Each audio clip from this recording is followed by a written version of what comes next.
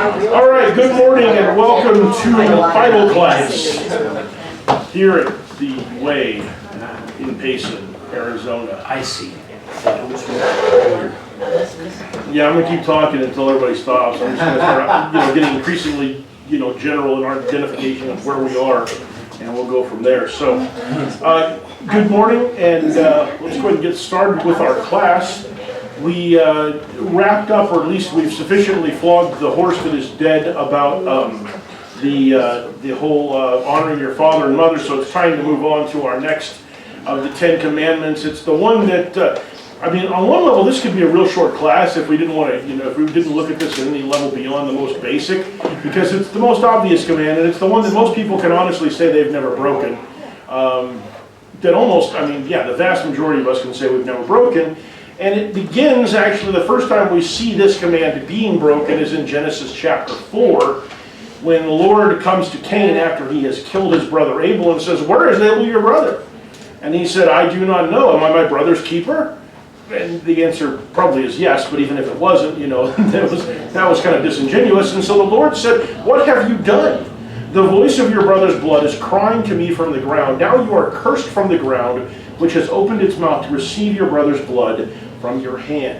And so today we're going to talk about the concept of innocent blood and how that ties into the concept of the sixth commandment, you shall not kill or you shall not murder. So when we look at Exodus chapter 20, verse 13, in the New American Standard Version, in the NIV, and most modern translations, it reads, "You shall not murder." In the King James Version, which is the version that a lot of people grew up on and certainly was the dominant one until the middle part of the 20th century, it says, "You shall not kill," or "Thou shalt not kill," I guess specifically. What is the difference between murder and kill in your mind? Intent? Okay. So you intend to do something, it's murder. You don't intend to do something, it's killing, maybe.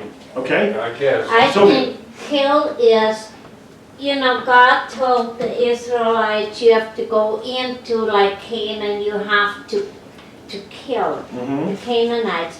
It was war. It's not like I hate you and I get a revolver or whatever and I murder you. Okay. So in addition to Jerry's point, then we would also perhaps add the argument of a situation where it was a killing that was in war or ordered by God or something like that. That would not be considered murder, perhaps. Ian? Murder never denotes self-defense, whereas killing possibly Okay. does. So killing could denote self-defense. Okay.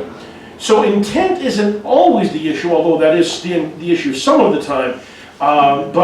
But there are other aspects of this. So the problem, the difficulty with the older translations is the tendency to use that term "kill," which is an appropriate translation of this this particular word, this Hebrew word, which is I don't know how to pronounce this for sure, but tirtzach, which is to kill unlawfully. And so kill is not a wrong translation, it's just in some ways sort of an inadequate translation because we don't have words that sometimes mean exactly those things, at least when you get outside of the legal field, in which case we sometimes do. But rather than translating it as "thou shalt not kill unlawfully," which would have been the better way to have translated that particular term, it simply left it as "thou shalt not kill." And in the interest of simplifying that, the New American Standard and the newer versions have translated it as "murder," which is also actually not an entirely accurate statement because of what you were talking about, Jerry. When we think about murder, we think about intent. And yet this term also encompasses a slightly broader concept than just "I intended to kill him." It can actually still encompass what we would think of as accidental or relatively accidental, what we would call today manslaughter, which is a negligent kind of a killing.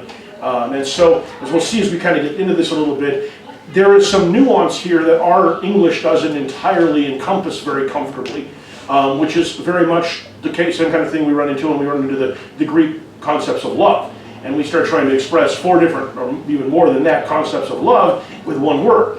And in context, we can maybe understand what it means, but a lot of times it's tricky. Ken? It's interesting you bring up the nuance thing because even within the law and even down to the division of the land, there was a very specific nuance around this commandment. Because the cities of refuge, one of the primary reasons for existence was in the case of manslaughter. Yes, If someone inadvertently, we're gonna get to that. Hold on. Class is over. And if you're, yeah, when we're done, no. I've got a little more than that, but no, we're gonna spend some time on that, because that helps us to understand the nuance, because without the concept of the avenger of blood, it's difficult to do that. So, but let's go just a little bit further back and take a little bit more of a look at the idea of innocent blood, and then we're going to talk about exactly what Ken had raised here. So, if we look in Genesis chapter 9, after Noah has gone through the flood, and God is kind of setting up some new rules, and one of those rules is one that allows man to eat meat.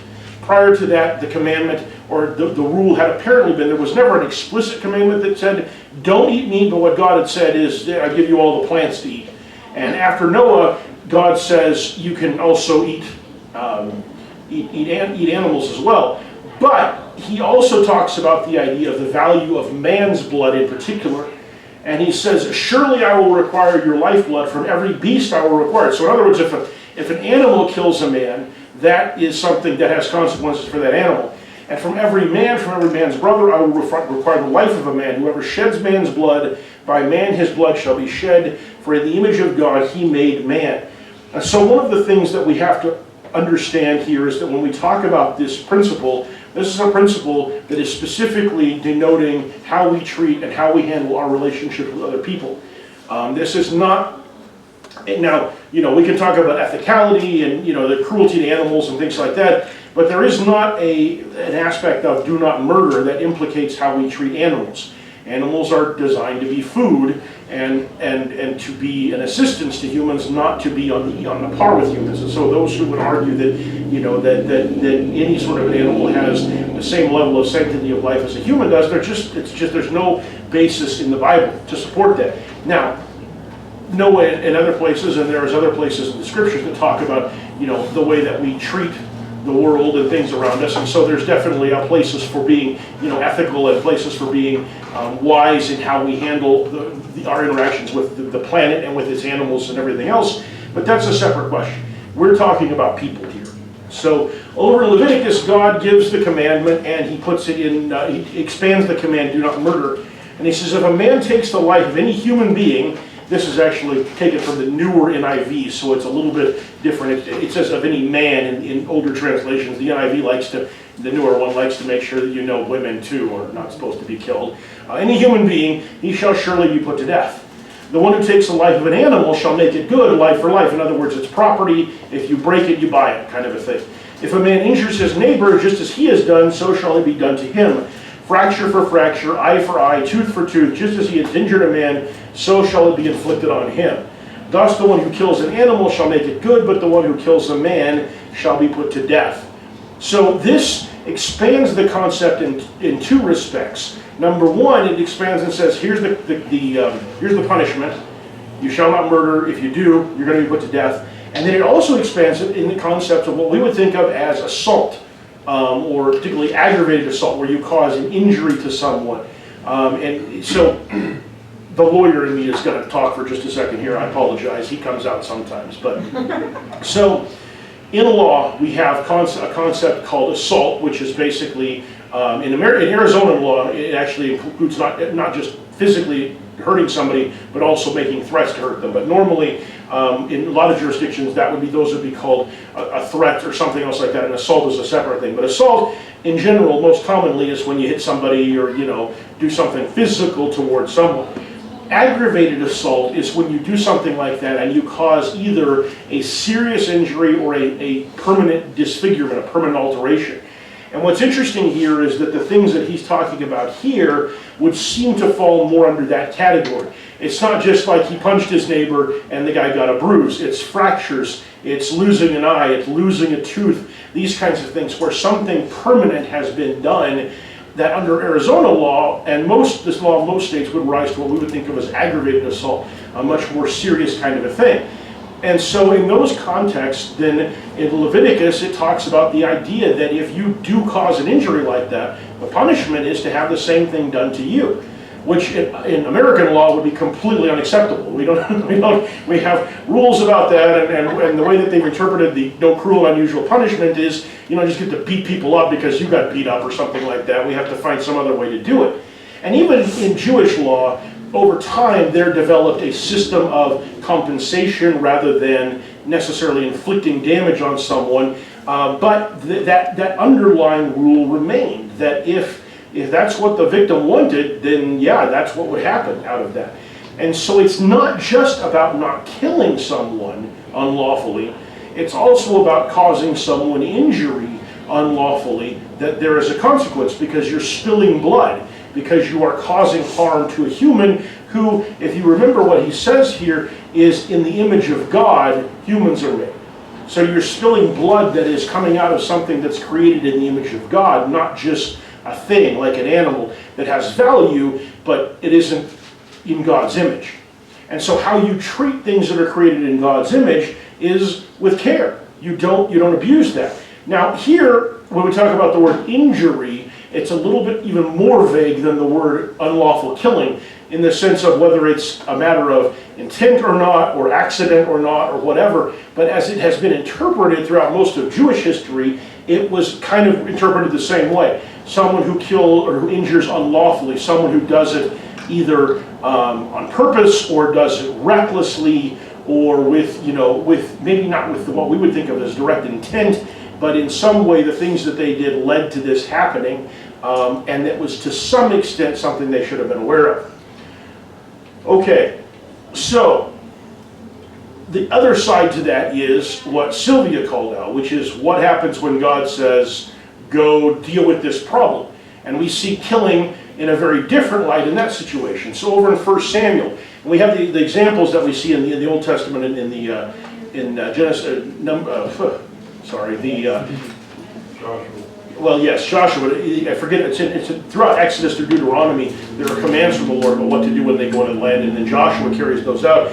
But one of the most blunt ones is in 1 Samuel chapter 15, when Samuel sends Saul to wipe out Amalek. It's interesting, I didn't even realize that these things were lining up, but today we're going to talk a little bit about the first time that Israel encountered Amalek. And the Amalekites attacked Israel when Israel was weak, when they had basically just gotten out of Canaan, before they were even really prepared. Sorry, out of Egypt, yes, thank you. They just got out of Egypt, they hadn't even gotten to Sinai yet, and Amalek attacks them when they are basically unprepared, and it's only through God's divine intervention that that does not become disastrous for Israel. And so God, we talk about this sometimes, we don't really think about it, but God will talk about, holding sins over to the next generations. This is several hundred years later that God is still angry at Amalek for what he did, or what they did to Israel. And so God goes to tell Samuel, and Samuel says to Saul, the Lord sent me to anoint you as king over his people, is over Israel. Now therefore, listen to the words of the Lord. Saul's already been king for a little while when this happens. Thus says the Lord of hosts, I will punish Amalek for what he did to Israel, how he set himself against him on the way while he was coming up from Egypt. Now go and strike Amalek and utterly destroy all that he has, and do not spare him, but put to death both man and woman, child and infant, ox and sheep, camel and donkey. That is a lot. When you read that, and we read that with our modern sensibilities especially, that seems kind of hard to take. Not just that it's how long ago this was. None of these people had anything to do with getting in Israel's way on their way from Egypt. This was generations before that this would have happened.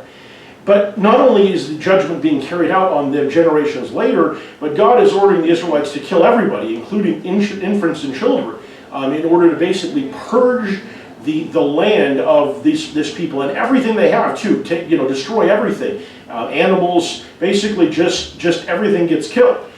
And when we look at that in modern context, there's no way that we would not define at least some of that as murder. In fact, there's another word we use sometimes for doing something like this to an entire race of people, which is what? Genocide. Genocide.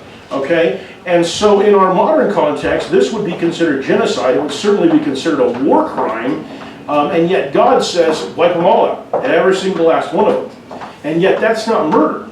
Because when God says, go kill people, it's not murder. It isn't. You're doing what God told you to. Now, this gets us into an interesting place because the problem, in many cases, that we are running into with terrorism today is people who think that God has told them to go kill people.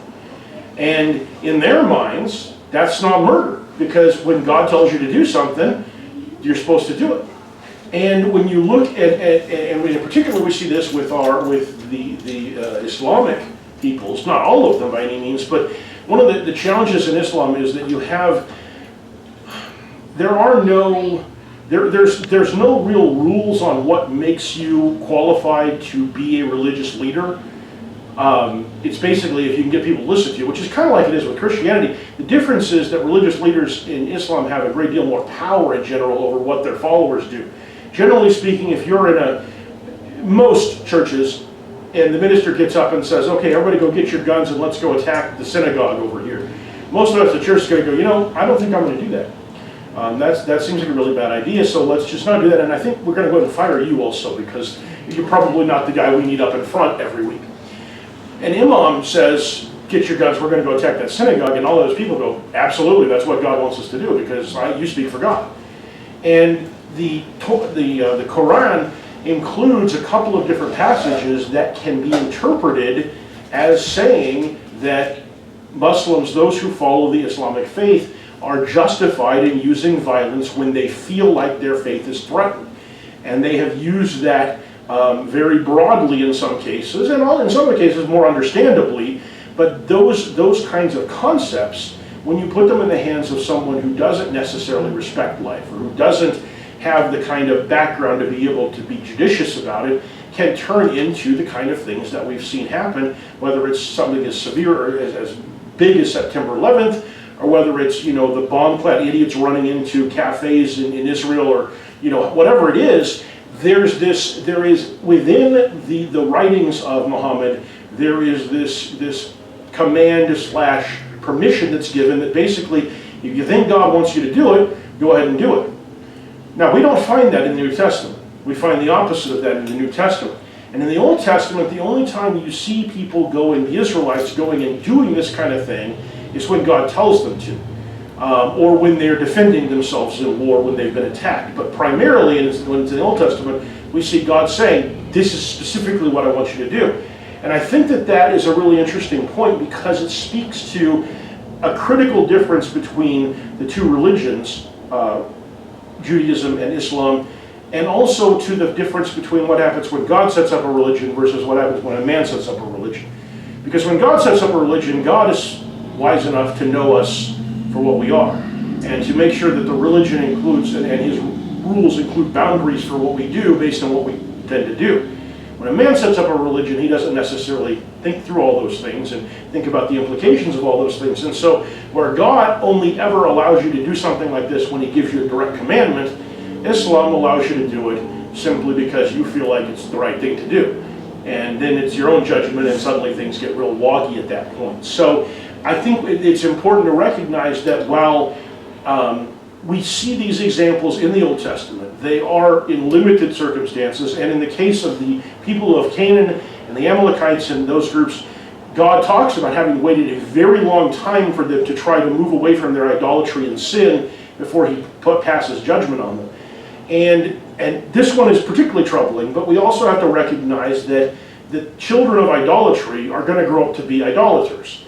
And if, in fact, our belief, or my belief that I have preached from the pulpit and nobody's ever argued with me, that in fact children and infants prior to the age of moral accountability are not accountable for their sins, or really can't even sin as a practical matter, then ironically in the long term, the big scheme of things, these children and infants are actually better off, because they're not growing up in idolatry. They are simply being sent off to heaven, basically, or off to eternity without judgment. And so that's not I'm not trying to be, what's the word I'm looking for? I'm not trying to be facile about that or to make it sound like it's just, la-di-da. But the simple truth is that people growing up in an environment of evil are inclined and tend to end up doing evil. And so that seems to be what God is looking at here. And also, and this is one, we don't like to talk about this one very much either, but the simple fact is that there is a huge element of a concern for ethnic purity with the Israelites in the Old Testament. There is, there's so many rules about not intermarrying, about not having relations with people who are not of Israel, and for the most part, not even that, but keeping it within your individual tribes to preserve bloodlines and property rights and things like that. And so, for a lot of reasons that we're not going to explore today because it's a much more complicated issue, the simple fact is that Israel was not supposed to tolerate the presence of temptation or of those around them who were not Israelites, and so their job was to wipe them out or to forcibly displace them so that they would not be a temptation. And in the case of Amalek, it was to wipe them all out. And the point relevant to what we're talking about here is this is not murder, not under God's laws, because murder is unlawful killing, and definitionally the lawgiver, God, is able to define when it's appropriate and when it isn't, even if we might not necessarily entirely understand his standards, because the scriptures also tell us his ways are higher than our ways. So, okay, comments on this. I've kind of been lecturing for a little bit longer than I would like to, but comments on this. Okay, then let's go on to the point that, wait. Yeah, okay, so here we go. Yeah, so Numbers chapter 35. This gets us into the stuff that Ken was talking about. Numbers chapter 35. The Lord spoke to Moses, saying, "Speak to the sons of Israel and say to them, when you cross the Jordan into the land of Canaan, then you shall select for yourselves cities to be your cities of refuge, that the manslayer who was killed," and this is where the word manslaughter actually originates, is from this, the translation of this particular passage. "The manslayer who has killed any person unintentionally may flee there. The city shall be to you as a refuge from the avenger, so that the manslayer will not die until he stands before the congregation for trial."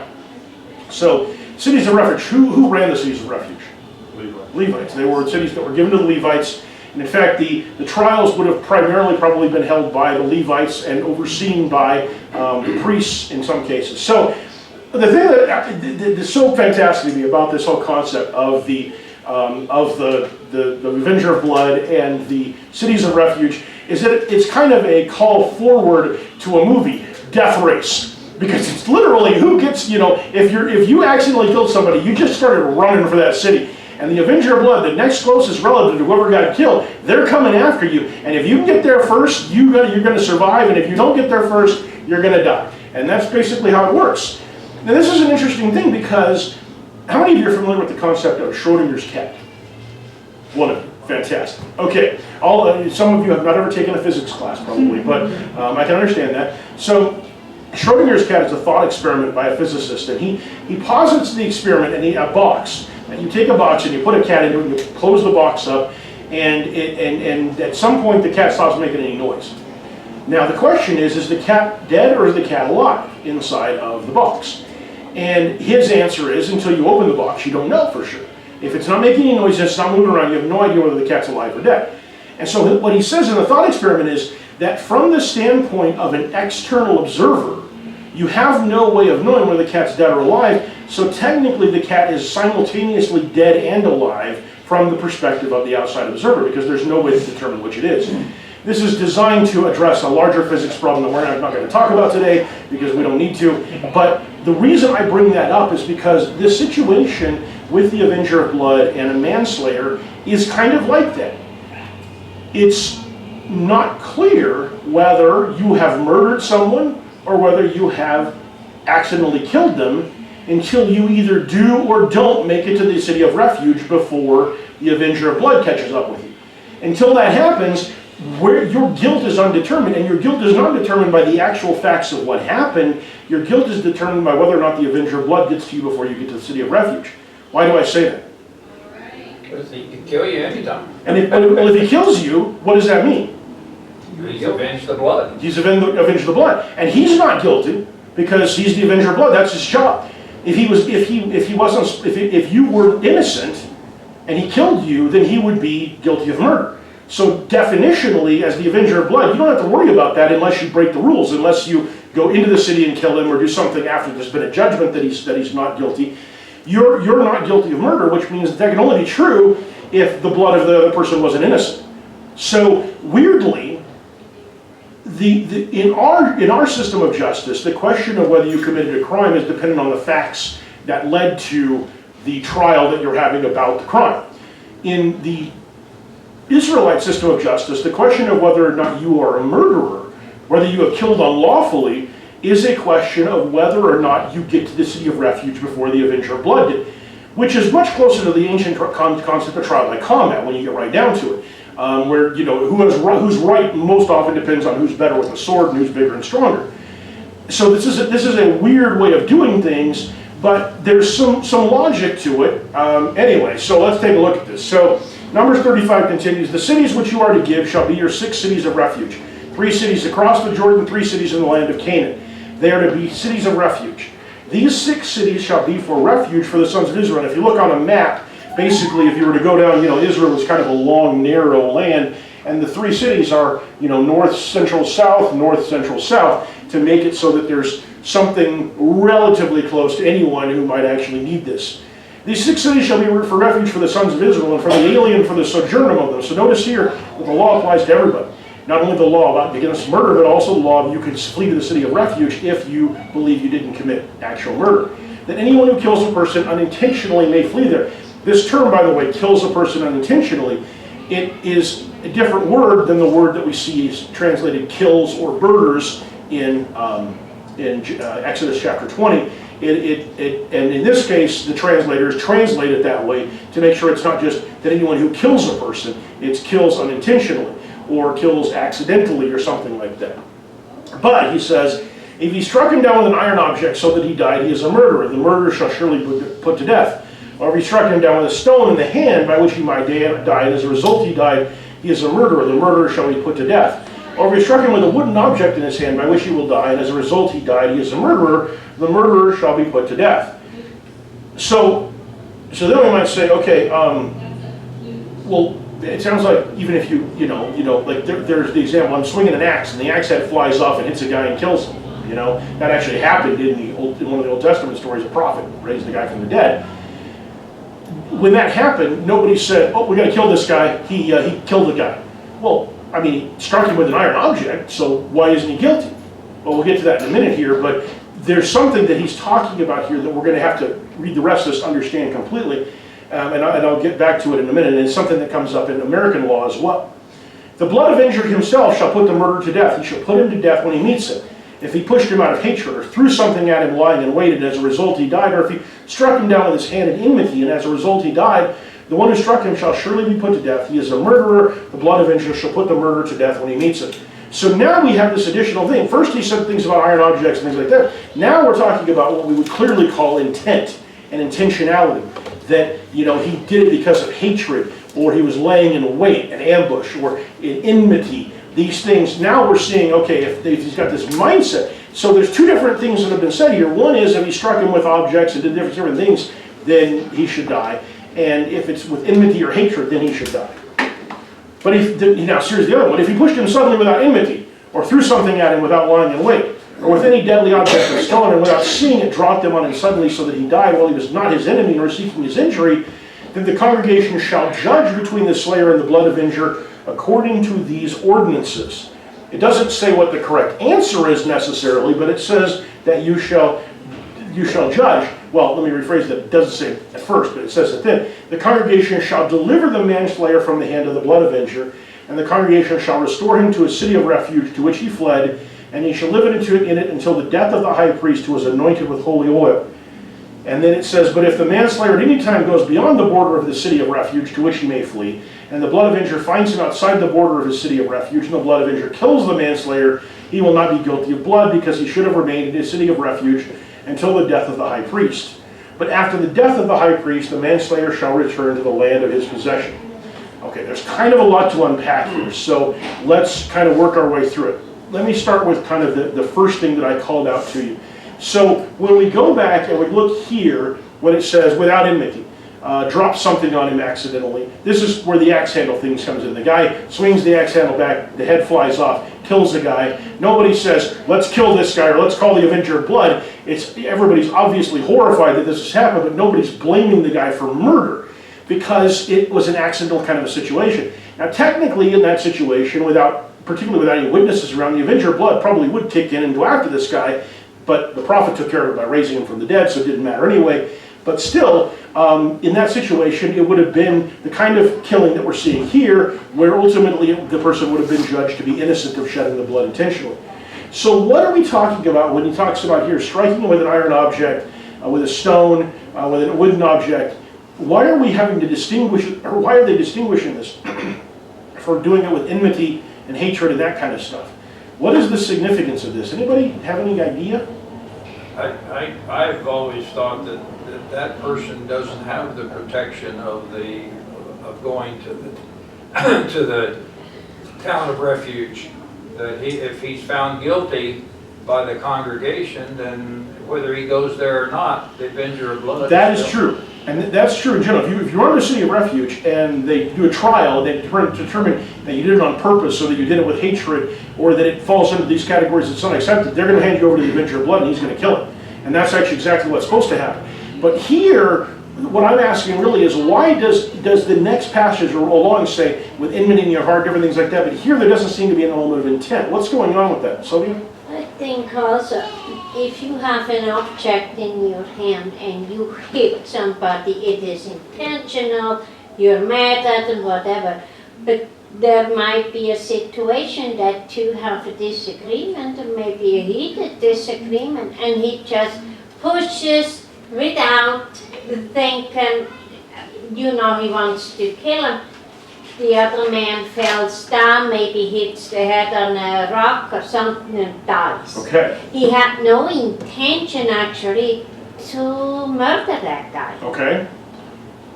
Control of the object that causes the death. Okay. All the accidental cases, the head flying off, you have no control over that. You swing the axe handle at a guy, maybe not intending to kill him, but you're in control of that. Okay. You knock him off. This is the, and what you two are saying together, this is the critical thing. In law, we have the concept of an eggshell plaintiff. And the idea is that somebody that you do something to that is particularly susceptible to injury, you're liable for whatever damage you cause, whether you could really foresee that it was going to be that bad or not. If I hit somebody and it turns out that they've got a skull like paper and their caves them in, their skull in, and they die, even though any other person I would have hit, it would have given a bloody nose, I'm still liable, maybe not for murder one because I didn't intend to do it, but I'm probably liable for second-degree murder. Because even though I didn't necessarily foresee how serious the event would be, I'm still responsible for what the consequences of it are. Ian? Well, just had a thought too, and it might not make any sense, but in verse 20 of chapter 35, Numbers, it says, and if he pushed him out of hatred, hurled something at him, lying in wait so that he died. There's kind of an issue of premeditation here. Yeah, absolutely. Yeah, so what we're talking about here, though, is, and I think this is important, is these are probably situations where someone didn't specifically premeditate it, but they had some kind of an implement that they were in control of, as Ken said, and they hit somebody with it, they struck them with it, they meant to cause injury, even if it wasn't like a pre-existing thing, but they meant to cause injury, but probably didn't mean to kill them. Because you notice the way it's phrased every time, struck him down so that he died. And as a result, he died. As a result, he died. There is this idea in there that it wasn't that the guy struck him to kill him, but rather struck him and ultimately as a result of that, the person died.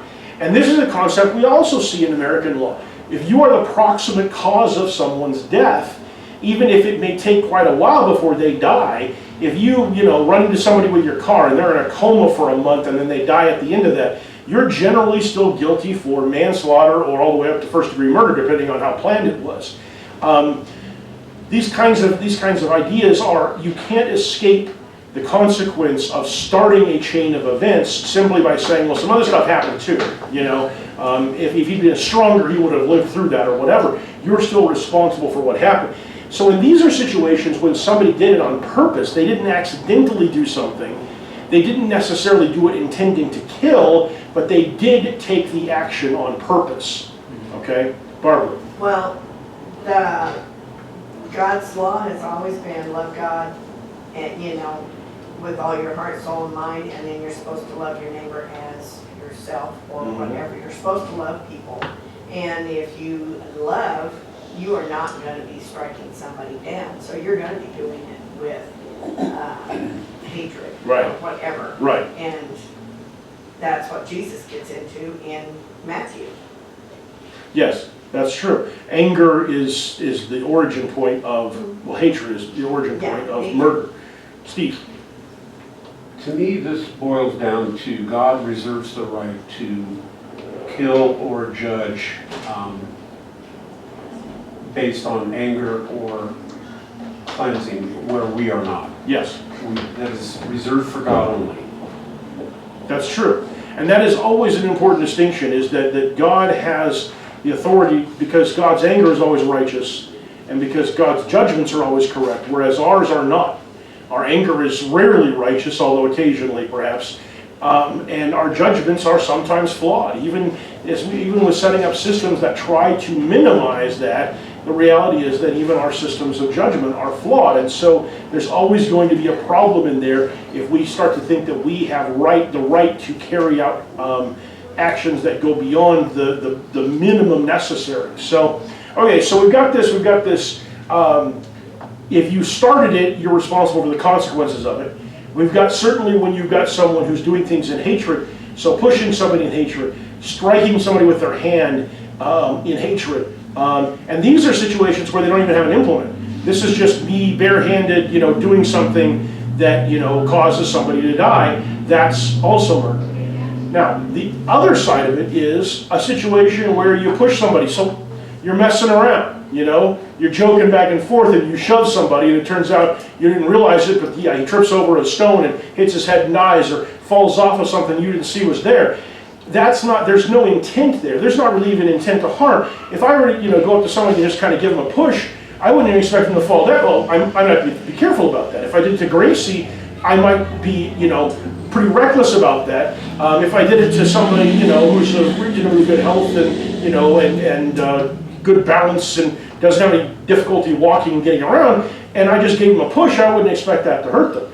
And you see in my classes, I see kids playing horseplay. I have to kind of shut it down because it's not supposed to go on in class, but they'll be pushing each other around, or slapping somebody's back or arm or whatever.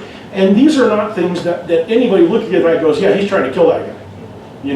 We're not even looking at it going, he's trying to hurt that person. They're just messing around. And we have to stop it because we know there's always the risk that somebody will get hurt. That's because we're adults and we get all freaked out by things that kids don't get freaked out by.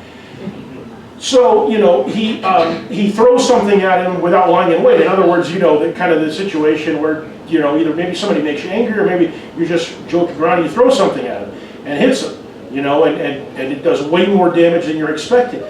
Dropping something that you don't see a person. These are all things where if there's no reason to think there was intent, then there's no real reason to think that this was, a murder, rather than it was just a killing that would make it an accidental killing. And that's where the congregation's job is to judge. Was there intent? We know from history that there are lots of times that people have been able to make intentional murder look like an accident, or look like, something else. And so the congregation's job is to make a judgment between the one who had killed and the slayer of the blood avenger, in order to make a determination as to whether they are guilty or not. Okay, now, what's interesting here is the outcome. So assuming that the congregation finds that the person didn't kill intentionally, that it was not an unlawful killing, but it was rather an accidental killing or an incidental killing, then the consequence is not that you get to go home and everything's back to the way it was. The consequence is you've got to go to the city of refuge and you've got to stay there until the current high priest dies. Now, yes? And if you read the language there, you've already gotten to the city of refuge. And you stay there until you have this trial. Right. And now they send you back. You gotta go back there, yeah. Yeah, that's true. The trials typically would potentially not be held in the city of refuge. It would be held, at some sort of central location or whatever. But in practice, it often was held in the city of refuge. It just kind of depended. So you're gonna have to stay in that city of refuge basically until the high priest dies. Now, if you're lucky, the high priest is on his last breath, then you're pretty much done in a few months. If you're not so lucky and you got, sorry, it's not a particularly happy situation, but I'm just thinking of the situation when Saul, the high priest and the priest of Nob helped David after the death of, when he's on the run from Saul, and Saul finds out and he goes and slaughters all of them except a 6-year-old kid who is then anointed the next high priest. that would suck if you just got to the city of refuge, you know, shortly after that, because you're probably going to die before he does, because it's not going to be good for you. So the question that we might reasonably ask though is, the person didn't kill intentionally. They're not guilty of shedding innocent blood. Why do they have to stay in the city of refuge? There's consequences to every action. Okay. So what are the consequences? Well, the consequence in this case is like, we have different consequences for different levels of murder in our law today. This is no different. This is probably where some of ours came from. The guy's dead. He's gone. His family has been irreparably injured because he is no longer there, or she is no longer there. And so to pay for that, God understands that there has to be some sort of justice extracted out of that situation, and he chose to do it by sending you back to the city of refuge. Okay. So your life is going to be disrupted. And in a very real sense, there is a relationship between our modern concept of imprisonment and what's going on here. Now, obviously living in a city of refuge is better than living in a prison. You have a great deal more freedom, but there is a very clear sense you can't go beyond the boundaries of the city. That probably doesn't just mean like the walls of the town, it probably means the immediate environment around it, the fields and stuff like that.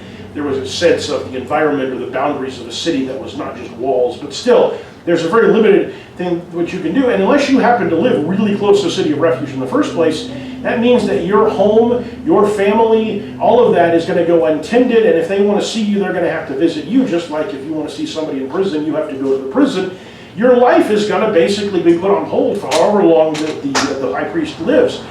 And that might seem kind of vague and random to us. Well, why, you know, why not a period of years or something like that?